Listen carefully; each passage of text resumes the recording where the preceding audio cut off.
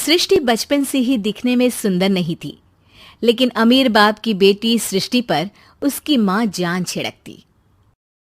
मेरी बेटी कितनी प्यारी है, भगवान सबको सृष्टि जैसी बेटी दे।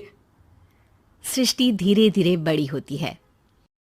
एक दिन सृष्टि की सहेली कहती है, तू दिखने में कितनी अजीब सी है, लेकिन मैं जानती हूँ हम सब में सबसे अच्छी शादी तो तेरी ही होगी। तेरे पापा अमीर जो हैं। और बता नहीं सकते यार, दहेज तो हर कोई देता है, ये क्या ज्यादा ले जाएगी अपने पति के लिए? अरे बड़े शहर में कोठी है इसके पापा की। अरे पापा की है ना, कौन सी इसकी है? इसकी होती तब तो कोई भी लड़का इससे शादी कर लेता। अरे पापा की मतलब पापा की है तो मेरी ही है ना? किसने कहा? अब तेरी तो तब होगी ना जब तेरा भाई ना हो। वैसे भी शादी के बाद सारी प्रॉपर्टी भाई के नाम होती है।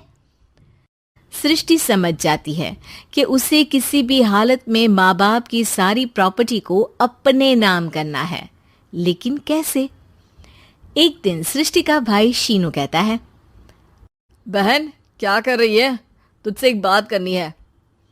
अरे हाँ हाँ करना, मैं तो तेरी बहन हूँ। बहन मेरी लाइफ में ना एक लड़की है, बहुत अच्छी है। मैं सोच रहा हूँ माँ और पापा से बात करूँ शादी के लिए। सृष्टि को समझ में आ जाता है कि भाई की शादी होते ही भाभी उसे एक दिन भी घर में बर्दाश्त नहीं करेगी। क्या बात है भाई, बताना कौन है वो? यार वो बहुत अच्छी लड़की है, पढ़ी लिखी है, मेरे साथ जॉब भी करती है। बस एक प्रॉब्लम है। प्रॉब्लम? क्या प्रॉब्लम है भाई? यार वो शादीशुदा है, लेकिन उसके पति ने उसे सिर्फ इसलिए छोड़ दिया क्योंकि उसके माँ बाप दहेज नहीं दे पाए। सृष्टि ये सुनकर न जाने क्यों खुश हो जाती है। अरे भाई तो क्या हुआ, लड़की तुझे तो पसंद है ना? शीनू को लगता है कि बहन उसे समझ रही है। वो इस बात से अनजान होता है कि उसकी बहन की मंशा पूरा घर हड़पने की है। सृष्टि अपनी माँ से कहती है, मम्मी मुझे तो बहुत चिंता है, पता है शीनू क्या कर रहा है? अरे क्या कर रहा है, वो तो काम पर जाता है और वापस घर आता है। नहीं ना माँ, वो यही तो नहीं कर रहा, बाकी सब कर रहा है। आपको पता है उससे प्यार है, और वो भी एक शादीशुदा लड़की से।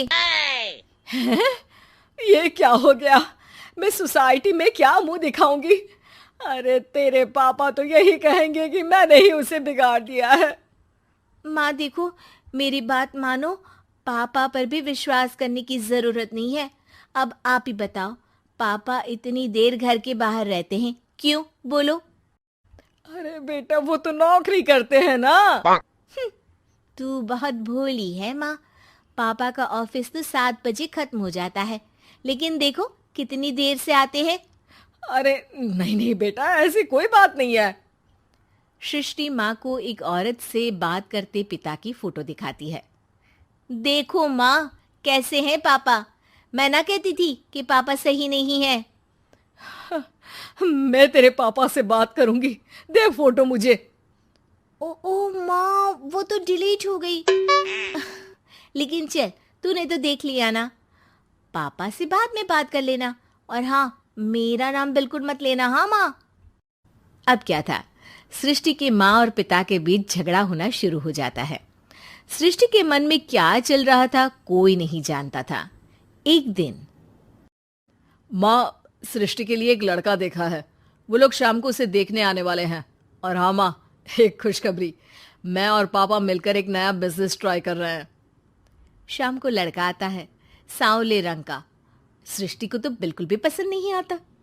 लड़की की माँ कहती है, लड़की का चेहरा तो कोई खास नहीं, लेकिन अगर मेरे बेटे को आप लोग सेटल कर दें तो मैं उसकी शादी आपकी बेटी से करवा दूं। सृष्टि को लड़का बिल्कुल पसंद नहीं था। उसे भाई पर गुस्सा आ जाता है। लड़के वालों के जाने के बाद कहती है, माँ देखा शीनू मेरे लिए कैसा लड़का लेकर आया, न दिखाने लायक न सुनने लायक, सेटल भी नहीं, वो भी हम करे। अरे माँ, मैं जानती हूँ ये मेरी शादी किसी भी घर में क्यों करवाना चाहता है। अरे कैसी बात कर रही है बहन? तूने तो देखा ना, लड़के को मैंने ही मना कर दिया तुझसे शादी के लिए। जिसने लड़का बताया था उसने उसकी बहुत तारीफ की थी।